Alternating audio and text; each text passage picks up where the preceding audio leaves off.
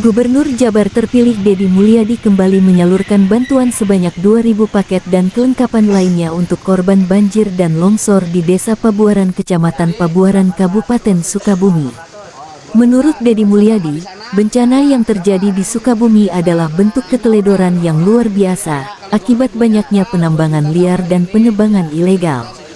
Ancaman terbesar kerusakan lingkungan adalah bencana seperti hari ini muncul di Sukabumi akibat kerusakan hutan, penambangan liar dan berbagai problem lingkungan lainnya yang selama ini terabaikan, kata Deddy Mulyadi, Selasa tanggal 10 Desember tahun 2024 kepada awak media di Rambut Pakuan. Dikatakan Deddy Mulyadi, untuk menghindari bencana yang terjadi seperti di Sukabumi tersebut, maka masyarakat harus mau bersatu dengan alam. Kedepan saya akan fokus pada perbaikan problem lingkungan sekalipun biaya recovery perbaikan lingkungan itu sangat mahal dibandingkan merusaknya yang menguntungkan pihak tertentu, kata Deddy Mulyadi. Untuk mengatasi problem lingkungan seperti yang di Sukabumi, Deddy Mulyadi akan fokus pada penghijauan seperti ditanami padi gogo serta pohon produktif akan jadi kombinasi perbaikan lingkungan.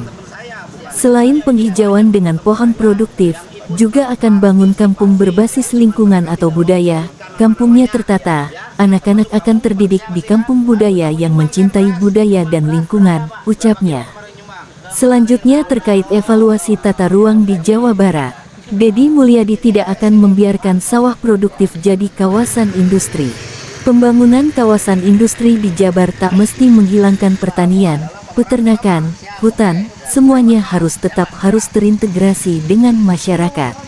Kawasan industri itu tak sepenuhnya pabrik tapi ada kawasan lingkungan hijaunya, sehingga kawasan industri nanti akan berubah berbasis pariwisata juga, katanya. Untuk kaum milenial sendiri, Deddy Mulyadi akan fokus bangun sekolah berbasis pertanian, agar akan anak ke depan mencintai pertanian. Kabupaten Sukabumi, tadi malam kan saya sudah ngobrol dengan Kepala Desa Pabuaran, Kecamatan Pabuaran, Kabupaten Sukabumi. Hari ini saya berkirim 2.000 paket bantuan untuk masyarakat yang terdampak bencana banjir dan longsor. Saya berkirim beras dan kelengkapan lainnya. Tetapi yang utama di balik itu adalah kita selama ini mengalami keteledoran yang luar biasa. Saya ngomongin tentang bagaimana kita harus bersatu dengan alam, yang saya ngomong papat kalimat pancar, malah di branding menjadi musyrik. Padahal yang saya ingatkan adalah apa sih ancaman terbesar bagi masyarakat Jawa Barat hari ini adalah kerusakan lingkungan.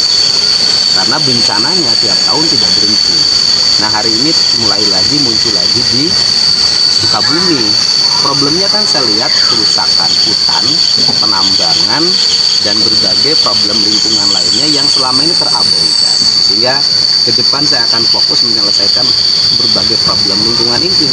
Karena biaya recovery akibat kerusakan lingkungan dalam bentuk bencana jauh lebih mahal dibanding pendapatan dari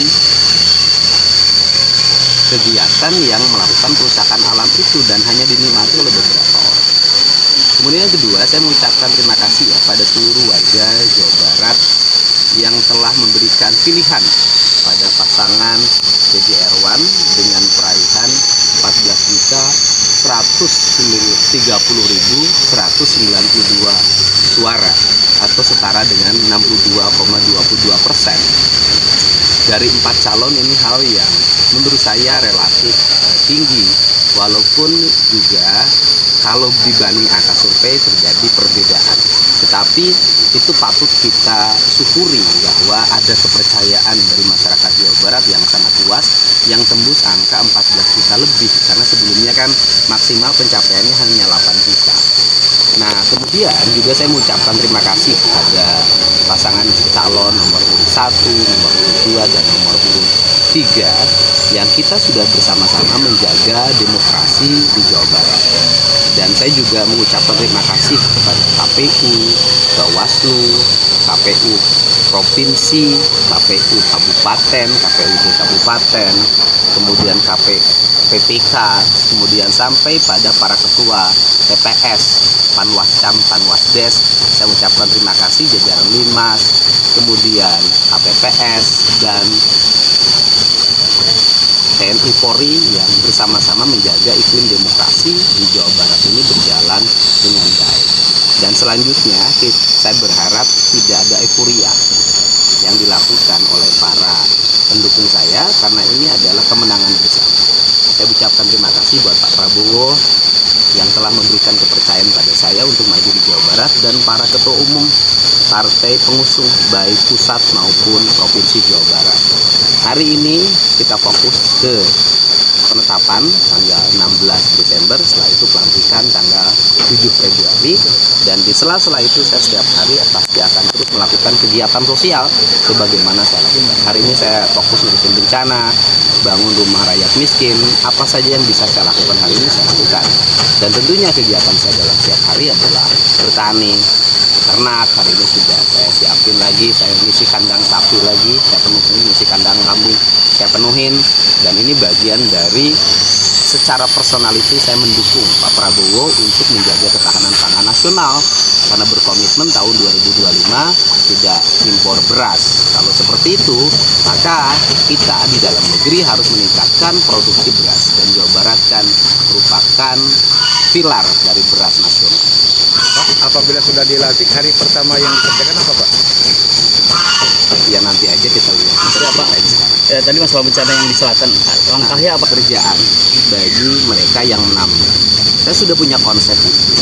Kawasan-kawasan hutan kita hijaukan, kemudian pada proses penghijauan itu masyarakat yang bekerja.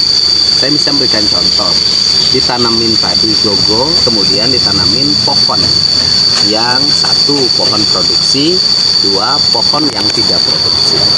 Pohon produksi seperti petai, jengkol, kemudian pohon tidak produksi, beringin, kemudian jamuju, dan itu banyak lagi pohon kiara, tanjung, samolo, pohon hutan. Jadi dua itu akan menjadi kombinasi saya ke depan.